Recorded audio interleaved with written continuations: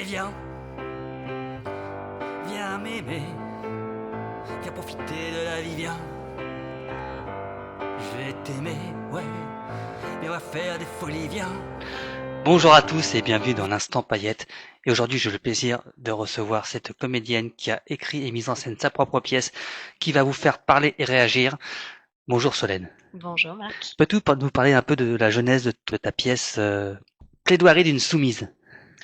Alors, Plaidoirie d'une soumise, c'est une pièce de théâtre qui a été créée en 2024 et c'est une pièce de théâtre qui est basée sur une histoire vraie. Ça raconte l'histoire d'un homme qui se retrouve accusé par la justice d'actes de torture et de barbarie sur sa femme.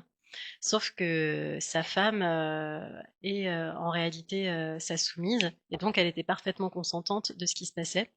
Et donc une avocate décide de défendre cet homme avec ferveur lors du procès. Et donc plaidoirie d'une soumise, c'est ça, c'est une plaidoirie judiciaire, comme quand on va dans les cours d'assises, par Qu'est-ce que exemple. c'est une soumise? Une soumise, Oui.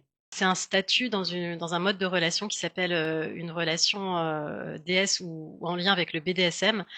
Le BDSM, c'est bondage, domination, sadisme, masochisme. Et donc une soumise est, comme son nom l'indique, soumise à son maître, c'est-à-dire qu'il y a un rapport de hiérarchie verticale. D'accord. Donc on interroge en fait, c'est une pièce qui interroge sur le consentement et sur la liberté d'individu à disposer de son corps. Oui, c'est ça. Et par rapport à la justice, c'est une pièce qui dure combien de temps? C'est une pièce qui dure 1h15. 1h15. On va voir la bonne annonce tout de suite et on se rejoint juste après.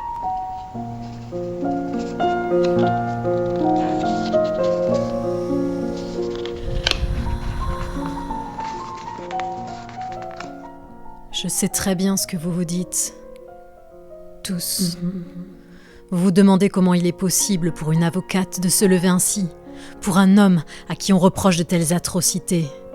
Comment peut-on accepter de défendre celui à qui on reproche ce que la justice appelle acte de torture et de barbarie? D'avoir frappé une femme, de l'avoir humiliée, ligotée, séquestrée, de l'avoir couverte de bleu et d'échymoses, de l'avoir fouettée jusqu'au sang, de l'avoir plongée dans la douleur des heures et des heures durant, de l'avoir marquée au fer rouge comme un animal. Qu'y aurait-il à dire alors pour expliquer, pour justifier, pour excuser l'inexcusable, l'innommable, l'intolérable, l'indigne, l'inhumain? Qu'y aurait-il à dire? À part peut-être que cette femme, celle que vous considérez tous comme une victime, n'en est pas une de victime, et que s'il a fait tout ça, c'est pour elle, pour son plaisir à elle. Et qu'y aurait-il à dire d'autre? À part peut-être que cette femme, c'est moi.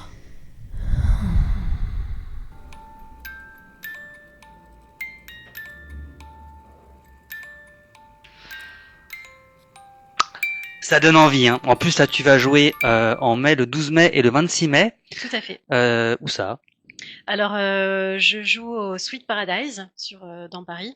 C'est une petite salle et on joue aussi notamment à Avignon tout le mois de juillet. Ah, tu seras à Avignon après tout le mois de juillet. Au festival, ouais. En tout cas, les liens seront en description.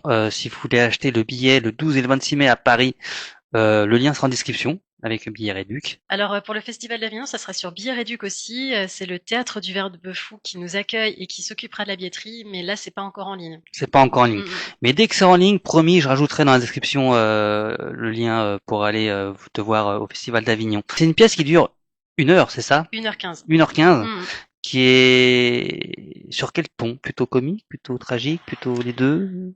Alors, c'est pas une pièce qu'on peut qualifier de drôle parce que l'affaire qui est présentée déjà est sur un sujet assez grave. Donc, c'est pas une pièce que je peux qualifier de drôle. C'est une pièce, je dirais, avec un très visuel, très sonore aussi, et avec un fond philosophique assez important. Dites-nous vous en commentaire ce que vous en pensez. À quel moment la justice peut se substituer à la liberté de l'individu de disposer de son corps? Moi, j'ai aucune certitude, mais je trouve que à la base, je pense que tu as fait une pièce féministe. On est d'accord? Mais ça dépasse aussi le féminisme, parce qu'un homme comme une femme peut disposer de son corps, mais à quel point il peut disposer de son corps qui quitte à se mettre en danger, à quand la justice doit intervenir, quand elle doit laisser faire. C'est un débat philosophique qui dépasse aussi, ça prend une dimension particulière avec le féminisme, puisque avec les problèmes des femmes dans le monde où on a encore beaucoup de progrès à faire, mais ça dépasse aussi le féminisme. Je sais pas ce que t'en penses toi. Si, complètement, t'as raison. C'est vrai que j'ai fait la pièce au départ comme ça, et c'est en la créant que je me suis rendu compte que ça abordait vraiment des sujets très larges. Et d'ailleurs, la pièce ne vise pas à prendre parti. Il s'agit pas de défendre particulièrement le maître ou quoi que ce soit. C'est une pièce qui pose avant tout des questions au cœur des enjeux de la société d'aujourd'hui, c'est-à-dire donc le féminisme, mais aussi la place de la justice en France, en fait, quel doit être son rôle, qu'est-ce que nous on voudrait que la justice ait pour rôle, et ça parle effectivement de la liberté de l'individu de manière générale. Un sujet passionnant, je vous le dis, cette pièce est incroyable, il faut aller la voir. N'hésitez pas, tous les liens seront en description. On n'en sortirait pas indemne et ça pose des questions, et c'est ce qui nous intéresse aussi dans l'art, c'est quand ça pose des questions et qu'on s'interroge nous-mêmes sur notre sensibilité. Tout à fait. Est-ce que dans ta pièce, la pièce donne le verdict de la... Alors, la pièce, elle est construite de telle manière à ce que ce soit le public qui devient juré de l'affaire qui leur est présentée. Donc, la pièce se termine sur la question « Alors, est-il coupable ?» Mais le rideau se ferme à ce moment-là. Donc, c'est une pièce participative. C'est une pièce participative. C'est intéressant. Et après, souvent, je discute à la fin du spectacle pour savoir ce qu'en pensaient les gens. Souvent, ça fait réfléchir longtemps après la pièce. Donc c'est du coup un spectacle participatif, mais tu as aussi beaucoup travaillé sur le son, sur le sonore. Oui, tout à fait. C'est particulièrement le son qui rend immersif la pièce. C'est-à-dire que je me suis basée sur l'univers du cinéma. Donc la bande son a été très travaillée par des enregistrements faits en réel. Je suis allée vraiment enregistrer les sons qu'on trouve dans la pièce.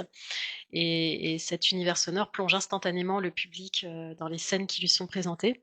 Parce que, pour le rappeler, la pièce donc, est une plaidoirie judiciaire, comme quand on va dans les assises, et c'est entrecoupé de scènes plus intimes qui montrent la relation donc, entre le maître et la soumise.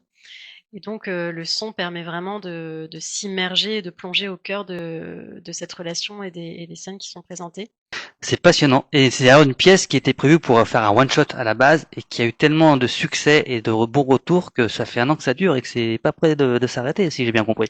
C'est ça, en fait, j'avais créé cette pièce parce que, en fait, j'ai découvert le monde des assises et j'ai découvert des histoires vraiment passionnantes, parfois bouleversantes, parfois effrayantes aussi. Et donc j'ai décidé de faire cette pièce parce qu'effectivement ça m'interpellait que la justice en fait puisse s'immiscer et faire ingérence dans l'intimité d'une femme, son intimité à vivre ses désirs, son plaisir, son amour aussi tel qu'elle le veut. Donc c'est pour ça que j'ai créé cette pièce. Et donc au départ je pensais la jouer une fois ou maximum 2. Et en fait, je me suis retrouvée un peu happée par effectivement le bouche à oreille qui a très vite pris.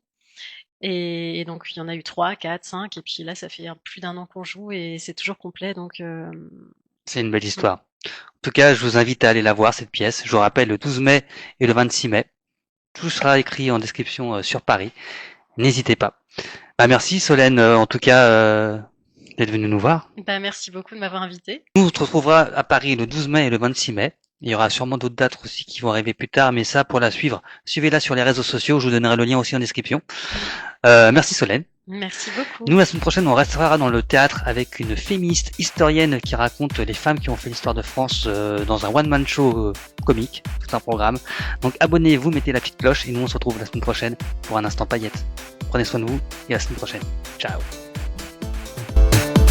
À l'aube de mon automne, je m'étonne, ça détonne, du poker de ma vie.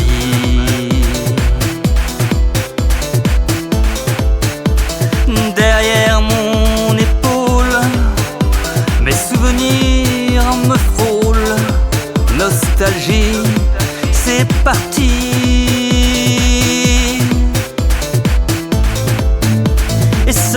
train de la vie, ces paysages qui fuient, ces voyageurs pressés.